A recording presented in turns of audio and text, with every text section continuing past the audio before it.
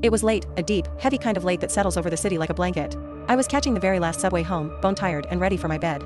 The platform was unusually crowded for that hour, and as the train screeched to a halt, I saw car after car packed with people, shoulder to shoulder. But then, I noticed it, the last car, completely empty. It felt like a small miracle, a private ride home. I didn't hesitate. The moment I stepped across the threshold, a strange feeling washed over me. The air was cold, much colder than the rest of the station. The lights overhead, a pale, sickly fluorescent, flickered and buzzed erratically, casting long, dancing shadows. Before I could even think about turning back, the doors hissed and slid shut behind me with a heavy, final thud. The train lurched forward, plunging me into the tunnel's darkness, alone in my silent, empty carriage. Or so I thought.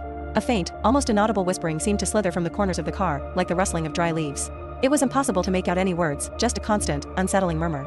Then, a metallic rattling started, a rhythmic clatter that didn't match the train's movement. My heart began to pound against my ribs. I looked at the empty seats, then glanced at the grimy windows, dark with the tunnel outside. And that's when I saw them.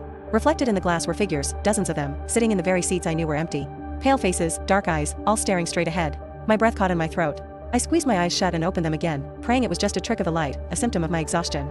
But they were still there. Then, one of the reflections, a young woman with a disturbingly wide smile, slowly turned her head in the glass.